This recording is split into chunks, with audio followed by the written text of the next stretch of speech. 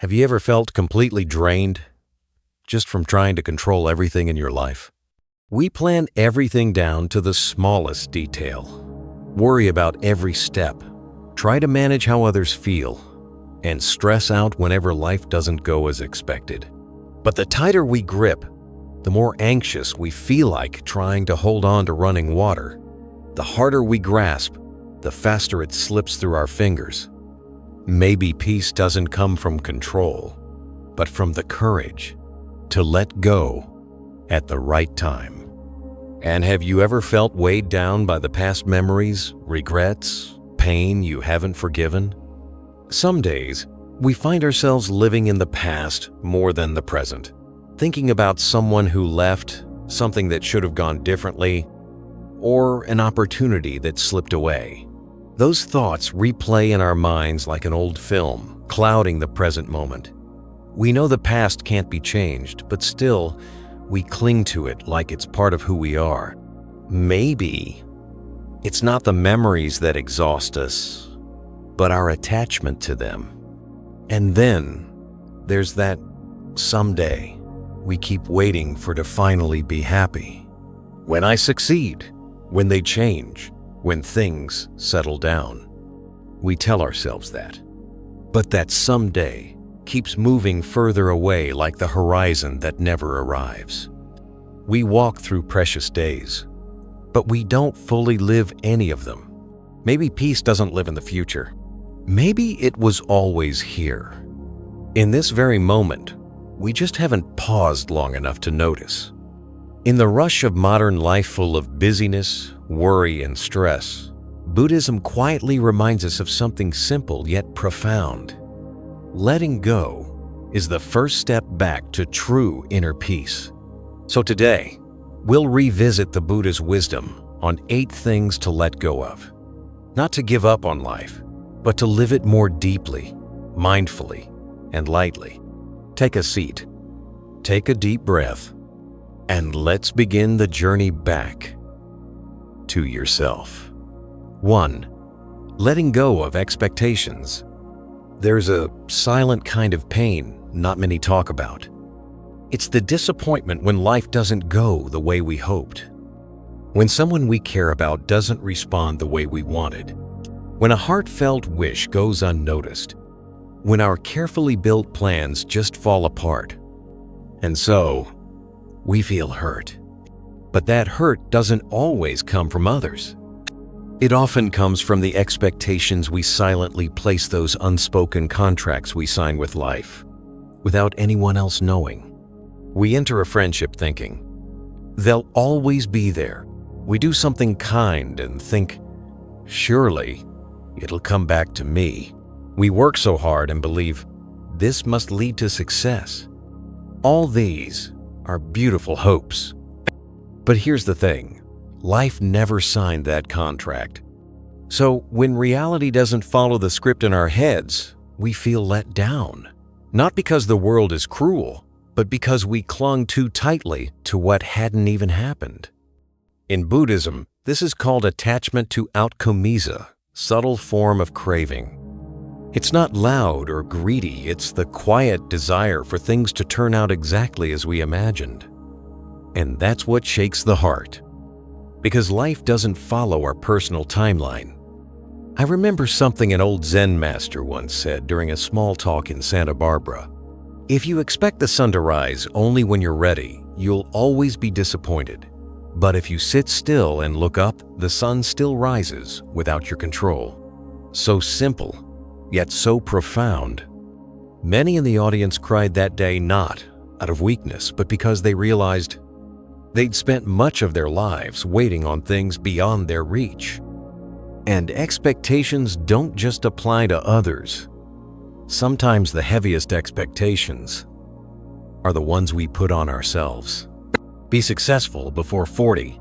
Always be strong. Never break down. Be the perfect parent, child, spouse.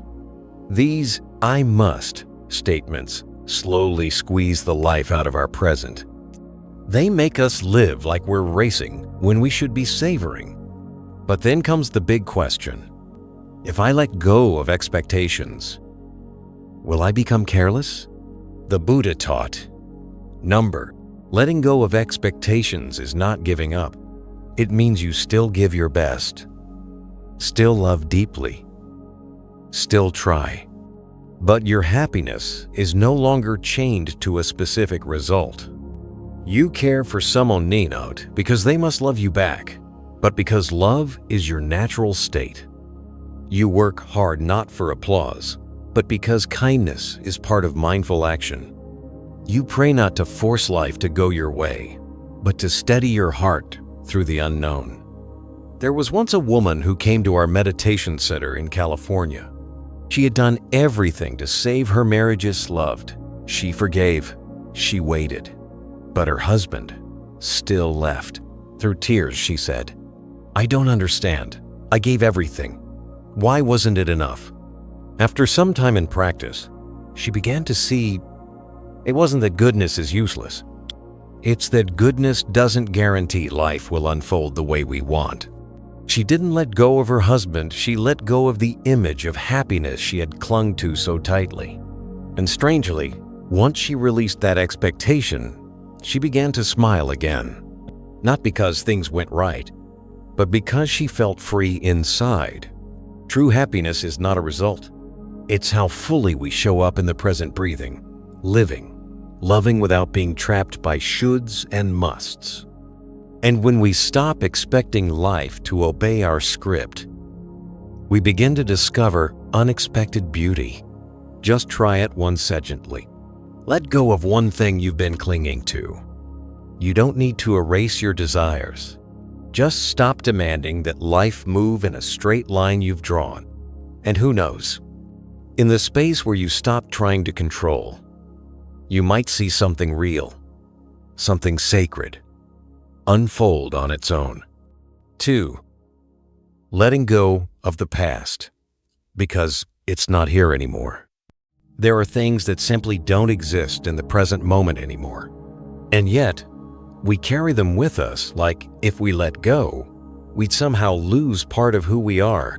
Old memories, unfinished stories, unspoken apologies, or just one deep hurt that left a lasting mark. Many people carry these things for a lifetime, not because they want to, but because they simply don't know how to put them down. People often say, "Time heals all wounds." But here's the truth. Time doesn't heal anything if we keep holding on. I remember during a retreat in Oregon, a man came up after a meditation session. He was a father, and he shared that years ago, he had said something hurtful to his son on the very day his son left home. Since then, whole years, they hadn't spoken. And every single morning, that sentence felt like a stone pressed against his chest. He told us, "My son may have forgotten, but I never have." He had carried that moment for a decade, not because he didn't want to reconnect, but because, in his heart, that past had become a kind of life sentence. He was the one who judged himself, and he was the one who kept punishing himself silently every day, with guilt in every breath. The Buddha once said, "We don't suffer because of what happened. We suffer because we refuse to let it go." The past, by itself, doesn't exist anymore. It only lives in our minds if we keep it alive. It's like dragging an old suitcase down every new road we walk.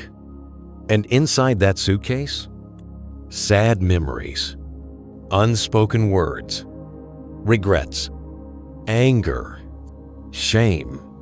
That suitcase doesn't make us stronger. It just makes our backs ache.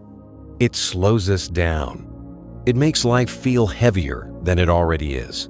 But letting go doesn't mean forgetting. It doesn't mean pretending we were never hurt or never made mistakes. Letting go is a choice made from wisdom. It's saying, "I won't let the past define who I am anymore. No more, I'm the one who failed. No more, I'm the one who was betrayed. No more, I'm not worthy of love. Instead, I am someone who's here right now with all the lessons I've learned." In a well-known sutra, the Buddha taught, "Do not chase after the past. Do not long for the future. The present is where wisdom lives. We can't rewind time, but we can decide how to walk forward from where we are now. An old story doesn't need to be erased. It just needs to be set down like a stone you've carried long enough. And sometimes, what we really need isn't an apology from someone else. It's forgiveness from ourselves. Not to excuse what was wrong, but to free our hearts from carrying the pain forever. Just imagine waking up one day, and that old story doesn't play on repeat in your head. You're no longer whispering, "If only I had..." You no longer flinch at the mention of a name or the memory of a face. That old wound? It's not a wound anymore. It's just a chapter in your book already turned. You don't need to tear it out. Just don't keep living inside it. Peace doesn't come from rewriting the past. It comes from beginning a present moment that's no longer controlled by it. And letting go isn't weakness. It's the strength of someone who finally sees clearly. The past can't come back, but the present is still here, like an open door. So if there's something in your heart that still weighs you down, try sitting quietly and asking yourself, do I still need to carry this? And if the answer is no, then maybe it's time to gently close that chapter. Not to erase it, but so you can begin the next one with a lighter heart and a clearer mind. 3. Letting go of the ego, because it builds walls between us and the world. There's something strange about how we humans live. We spend so much of our lives building up an image of ourselves, and yet, deep down, we long to truly connect with others. We want to be seen as kind, as smart, as strong. We want to be loved, respected, remembered. But the more we try to perfect that self-image, the lonelier we often feel. Have you ever felt that way? In Buddhism, this is called the egoa, false sense of a fixed me. It's like a mask we wear every day. Sometimes so often we forget the face beneath it. The ego says, I have to be right. I can't be weak. I need to be recognized. And so, we smile on the outside. But inside, we're tense, always trying to keep that image intact, always defending it from being hurt or judged. I remember one man sharing during a retreat in Seattle. Whenever his wife offered feedback, even gently, he felt attacked. Not because she was wrong, but because his ego felt threatened. And so, he reacted not to seek the truth, but because the ego didn't want to lose. The Buddha said, the ego builds walls between you and others, between you and peace. Now, the ego isn't evil. It's a natural part of the human mind. But the problem begins when we believe that ego is the whole of who we are, that we are. Our name, our job title, our reputation, our unshakable opinions.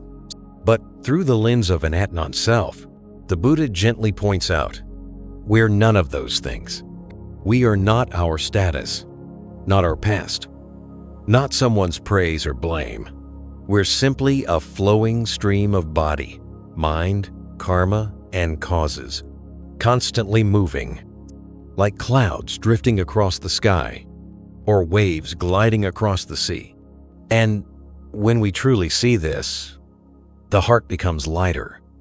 We no longer have to protect this fragile I with anger, defensiveness, or awkward silence. Instead, we start to listen, really listen, not to argue, but to understand. And when the ego quiets down, compassion has space to bloom, not just for those who agree with us or who look like us, but for everyone. A love as wide as the sky, welcoming both white clouds and dark ones. At a small talk in Colorado, a middle-aged woman once shared, I used to think I was wise, but real wisdom came when I could finally say 3 words, I don't know. that moment their ego softened, and wisdom bloomed like a lotus on a still lake. Letting go of the ego doesn't mean losing yourself. It means returning to your true self, the self that doesn't need to prove anything, doesn't need the spotlight, doesn't always have to be right. It's in that humility that we become strong. It's in that softening that we begin to truly hear others, not to debate, but to connect. When the ego fades, you begin to notice something. Even a simple conversation can become healing. A gentle apology can open a whole new space for love. A well-timed silence can save a relationship from falling apart. Let your true confidence come from authenticity, not armor. And let compassion lead instead of the ego that always needs to win. Because in the end, who really wins when a relationship breaks down? Who really loses when the ego survives, but love does not? Letting go of the ego is a lifelong journey. No one masters it overnight, but just starting to see it, that alone is a big step. And from that awareness, a new path begins to appear, lighter, freer, and filled with more warmth and connection. 4. Letting go of control, because life isn't a possession. There's something almost all of us have done, often without even realizing it. Trying to control everything around us, just to feel safe. We try to control our schedules.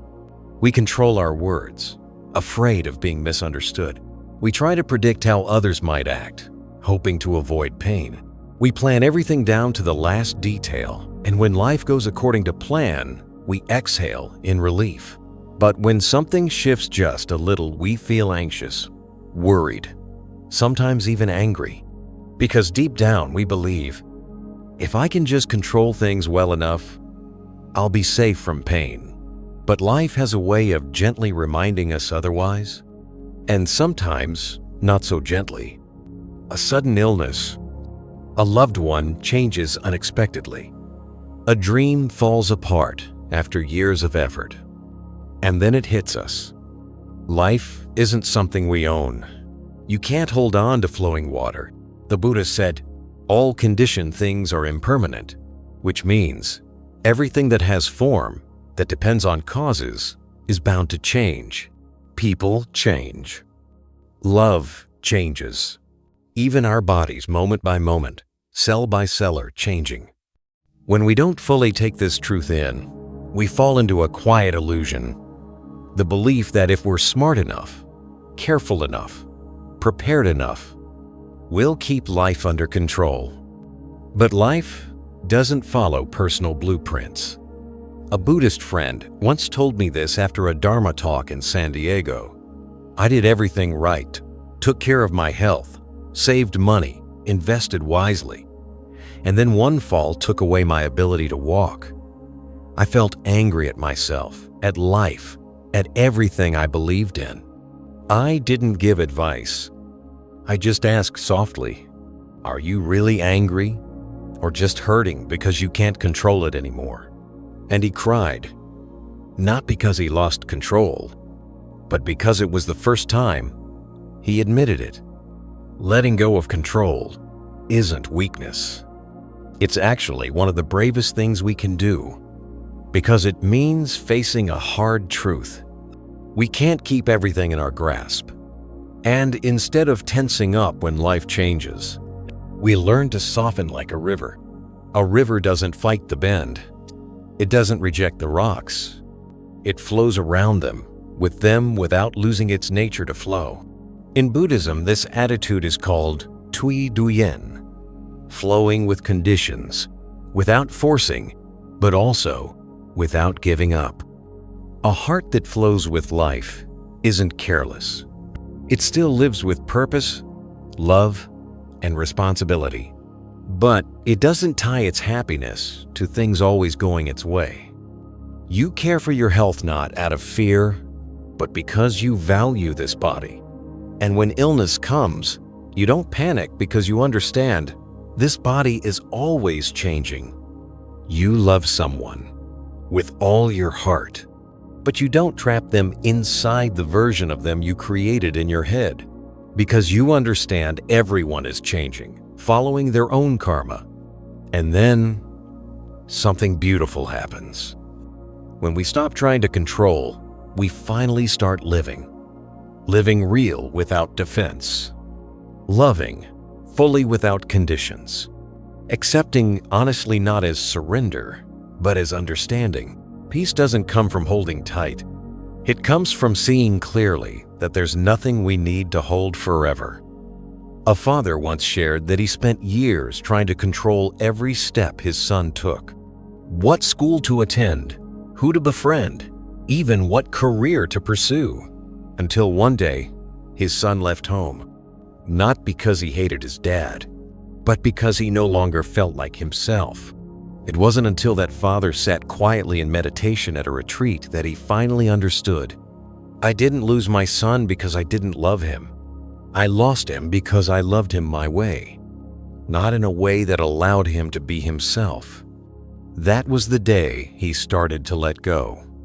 Let go so his son could grow, and so he could learn how to love again without control. Because in the end, life is not a project to be managed. It's a flowing river to walk alongside with wisdom and humility. So if there's something in your life you're gripping too tightly, a relationship, a plan, an image of who you think you should be, just pause for a moment and ask, if I loosen my grip, even just a little, might something softer, gentler begin to appear? 5. Letting go of someday, because now is what's real. There's a quiet promise that so many of us keep repeating in our minds. I'll be happy when, I'll find peace when, and just like that, we begin to live in a place called someday, a distant, undefined future where everything will finally fall into place. When the job is stable, when the debts are paid off, when the right person comes along, when the kids are grown, when our health gets better. But here's the funny thing. When that when finally arrives, we often just create another when. It's like running on a treadmill. We're sweating, moving fast, working hard, but deep down, we're still in the same place. Because the mind keeps whispering, not yet. True happiness will come just a little later. And so we trade away the present. This moment, already full of simple, quiet beauty, gets ignored like a detour sign, not worth stopping for. The Buddha said, the present moment is the only place where life is real. The past is gone. The future hasn't come. Only now is real. But our minds, they like to run. They run backward to regret. They run forward to chase hope. And very rarely do they just sit still with one simple breath. During a morning meditation in New Mexico, an elderly man came up afterward and said, I spent my whole life planning for the future, saving, investing, preparing. And now that I have everything, I realize I've never actually lived a single day. That one sentence made the whole room go quiet. Not because it was complicated, but because it hit the very thing many of us feel. We've been living life like it's a test. And happiness? That's the reward we'll get after we pass. But that's not what the Dharma teaches. The Buddha invites us to return to each step we take, to each breath, to the morning light shining through the window, to the warmth of a cup of tea held in two hands. Because happiness isn't at the end of the road. It's in how we walk the path. It's in a child's tiny hand holding ours, in a quiet afternoon under a tree, listening to the breeze, in the soft gaze of your partner at the end of a long day. None of these things can wait until someday, because by then, they might not still be there. In Buddhist teaching, the art of fully living in the present is called sati mindfulness. It's not some fancy technique. It's the humble, sacred act of simply being awake, knowing what you're doing, how you're feeling, where you are, without running away from it. I remember a young woman once said she always dreamed of a complete life. The boyfriend, the good job, the apartment, the freedom. And then one day, she had it all, but still felt empty. Because even after getting everything she once dreamed of, her mind just kept running. I need a child, a promotion, more recognition. And in the end, it wasn't life that failed her. It was that she never paused long enough to realize she already had so much. So the question isn't, how much have you achieved? But rather, are you truly present with what you already have? Present not through a phone screen, not with a just a sec attitude, but with open eyes, a steady breath, and a grateful heart. Letting go of the illusion of someday is one of the deepest steps in the spiritual path, because it cuts right through the root of inner delay. It frees us from the trap of conditional happiness. The Buddha never said to stop dreaming. He simply showed us not to put all our joy in a far-off future. So yes, keep dreaming, keep growing, but don't forget to pause each day, to touch something precious that's already here. This life, this breath, this moment. And if today feels like just an ordinary day, please remember, ordinary days are a miracle. No pain, no crisis, no war, no loss. A day like that should never be traded away for some imaginary someday. And if your heart feels tired from constantly waiting for life to start, just place your hand over your chest, take one slow breath, and gently ask, why not now? 6. Letting go of the need to be understood, because truth doesn't need defending. There's something quiet but deeply present in almost every relationship we have. The longing to be understood. Who doesn't want to be truly seen? To have someone really listen without judgment, without misunderstanding. From the time we're kids, we start searching for validation from parents, teachers, friends, and later from partners, society, even social media. We long to hear someone say, I get you, I see you, I believe you. But when that doesn't happen, when people get us wrong, when they label us as something we're not, there's a kind of pain that shows up. It's not loud, but it runs deep. It doesn't explode, but it lingers. I remember a woman once said she left her marriage, not because she stopped loving her husband, but because she was exhausted from always having to explain herself.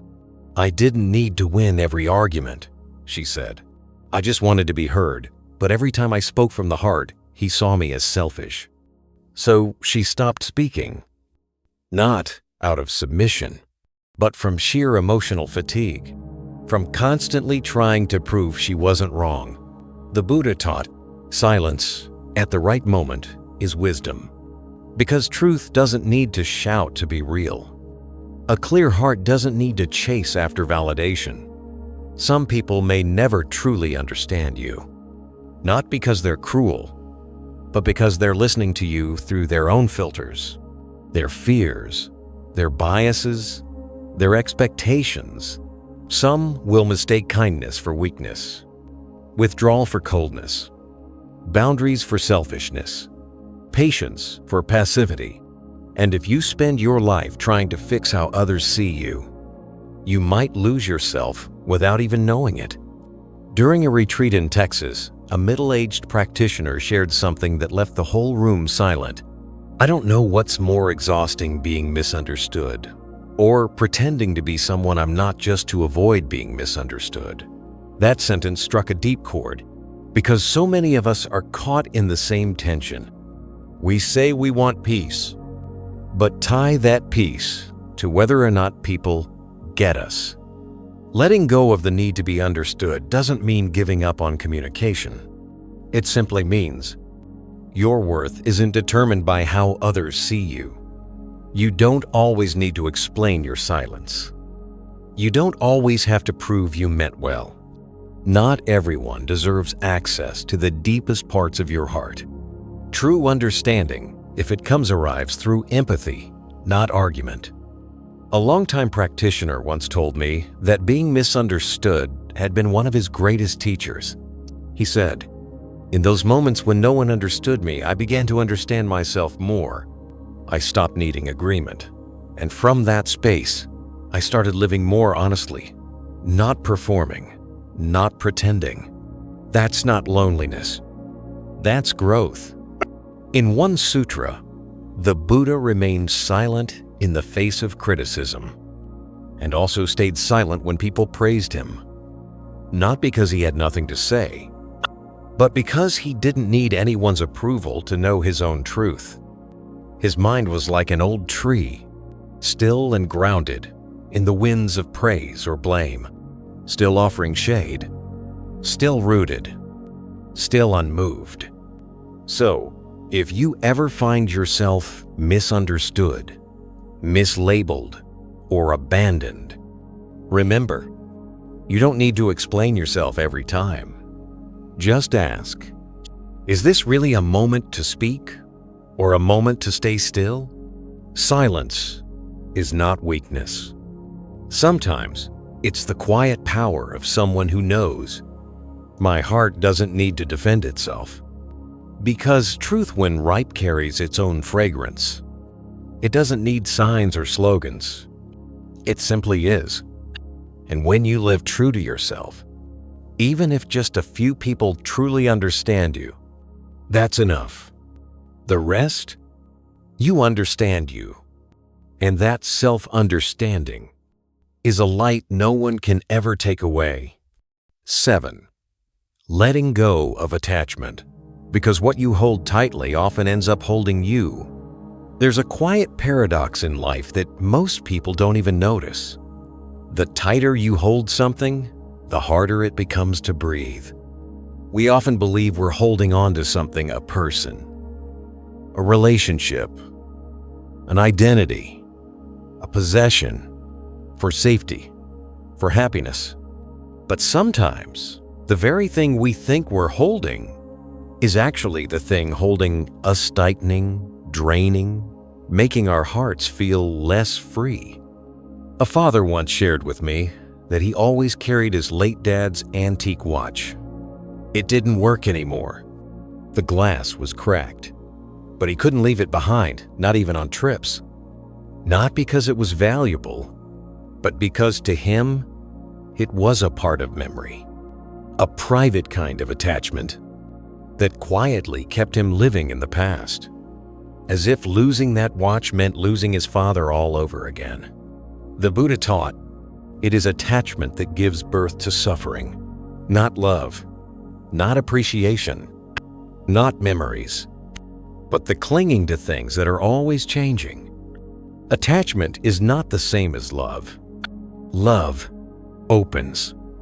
Attachment tightens. We cling to those we love, and love slowly turns into fear of loss. We cling to roles: parent, boss, achiever, and suddenly we're afraid to rest, to change, because without the role, we're not sure who we are. We cling to material things: a house, a car, a bank account, and forget that happiness doesn't come from how much we have, but from how lightly we carry it all. A young student once asked, "How do I know if I'm loving someone or just attached?" Instead of answering, the teacher handed her a handful of sand. "Hold it tightly," he said. She squeezed it, and sand started spilling through her fingers. "Now, open your hand gently." She did. The sand stayed. And he said, "That's love, a hand that stays open." Attachment is a closed fist, and when you grip too tight, you're the first one who gets tired. In today's world, where loss feels like a constant fear, attachment has become easy to justify. I worry because I care. I control because I love. I can't let go because I want the best for them. But here's the truth. Love without freedom isn't love. Holding on so tightly that both people can't breathe isn't care. In one sutra, the Buddha spoke of a bird flying in the sky.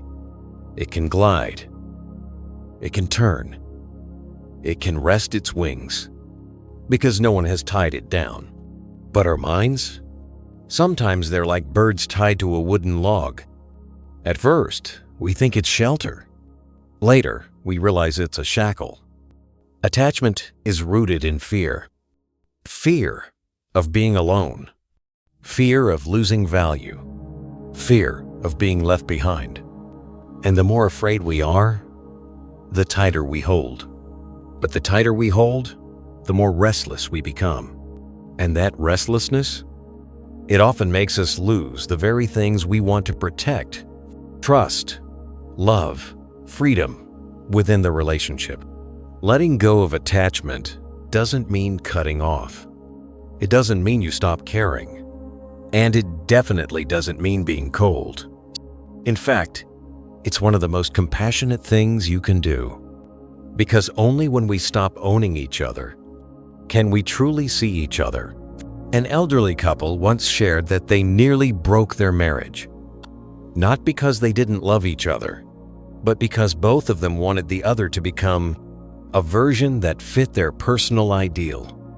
One day, sitting quietly together on the porch, watching a Bodhi tree sway in the breeze, the husband turned and said, "I used to hold on to you like holding a flower stem tight. Then I realized that flower needs its own sunlight, its own roots, its own air. Only then did I start learning how to love you without crushing you." They're still together, not out of attachment, but because their love has matured from holding tight to walking side by side. Letting go of attachment is a way of coming home to yourself lighter and clearer. And it's a way of letting others be who they are, not who we want them to be. So if today you're holding something a little too tightly, a relationship, an identity, a feeling, a lingering regret, just pause. Take one slow, deep breath and ask, am I holding it or is it holding me? And if it's time to let go, then let go with an open hand, with a heart free from regret, and with the quiet trust that when love has space to breathe, both of you's air free. 8. Letting go of judgment to open the door to compassion. There's a quiet voice that lives inside each of us. Sometimes it whispers. Sometimes it accuses. I'm not good enough. They're so selfish. Why would they act like that? That is the voice of judgment. No one teaches us how to judge. It seems like we're born knowing how to do it. We judge ourselves. We judge others. We judge situations, memories, the way people live, the way they speak, the choices they make. One look we don't like, one past mistake, one lifestyle different from ours, and the mind leaps to criticize. The painful part is, we believe that judging makes us sharper, stronger, but what it really does is close the heart. The more judgment, the harder the heart becomes, and a hardened heart has no space for compassion to bloom. At a meditation retreat in Oregon, a middle-aged woman shared she had been angry at her mother for over 20 years because of one comment, just one sentences aid during a family dinner when she was a teenager that hurt her deeply. Ever since then, whenever she thought of her mother, a quiet voice echoed, "She never understood me." That one sentence became a label, a silent life sentence, and she carried it all the way to the end of her mother's life. Only after her mother passed did she realize The real heaviness in her heart didn't come from what her mom had done, but from the fact that she had never once looked at her mother through anything but the lens of that pain. The Buddha said, "When the heart is covered by anger and judgment, we never truly see." Judgment not only pushes us away from others, it also pushes us away from ourselves. Sometimes we don't aim the sharp edge outward. We turn it inward. I'm useless. I'm too weak. I don't deserve love. Some people live their whole lives inside a cage they built themselves. No one else condemned them, but they carry a lifelong sentence of self-blame. And here's the hard truth. When you're used to judging yourself, it's almost impossible not to judge others too. Letting go of judgment doesn't mean we stop seeing right and wrong. It doesn't mean we become passive toward injustice or cruelty.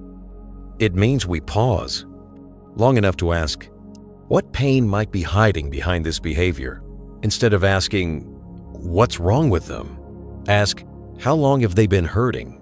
How many times have I acted from a place of unawareness too? Because people always have reasons for what they do. And very often, those who hurt others are the ones carrying wounds they've never been able to heal. At one Dharma talk, a young student asked, "If I stop judging people, won't they take advantage of me?" The answer was this: compassion doesn't mean you lack wisdom. Compassion just means you don't close your heart when you see imperfection. Wisdom helps you know when to set boundaries, when to step back, when to protect yourself. A compassionate heart isn't blind, but it doesn't forget how to look with softness. Sometimes, what breaks a relationship isn't a big betrayal, but the small labels we quietly repeat. You're always like this. You'll never change. They're not trustworthy. These little judgments stack up until they become an invisible wall, blocking love, blocking understanding. The Buddha said, when compassion arises, all boundaries dissolve. When we stop seeing others through the eyes of judgment and start seeing them as fellow humans struggling with their own life stories, something begins to shift. We feel lighter, not because they changed, but because we stopped carrying the burden of defining them. Compassion isn't soft words. Compassion is soft vision. It's the ability to see faults without contempt, to see difference without hatred, to see pain without turning away. And when that same compassion is turned inward, we begin to feel peace, even in our own imperfections. If today you find yourself judging someone or yourself, just pause for a moment and ask, what part of them is crying out that I haven't seen? What part of me once needed to be understood, but got silenced instead? Let those questions sit in your heart like a small seed. You don't have to force anything. Just stay open, and slowly, the door to compassion will begin to open on its own. And as we move through this journey of letting go, of expectations, the past, the ego, control, attachment, the need to be understood, and now, judgment, we start to see something beautifully simple. Peace was never outside of us. It was always there, quietly waiting, in the heart that knows how to set down what no longer needs to be carried. Letting go doesn't mean walking away from life. It means showing up more fully for life, for others, and for yourself. No longer trying to please everyone. No longer gripping everything in fear of losing it. No longer afraid of being misunderstood, unloved, or not enough. Because when we let go, we're not empty. We are free. And in that freedom, compassion begins to blossom, understanding begins to grow, and peace is no longer something we chase, but something we return to. If today's message touched your heart, please subscribe to Buddhism Seeds, hit like, Share this with someone who might need a little light today, and leave a comment below. What are you ready to let go of today? Your journey is uniquely yours. But remember this, you're not walking it alone. We're all walking together, one breath at a time, back to that quiet, sacred place within called peace. See you again in the next reflection.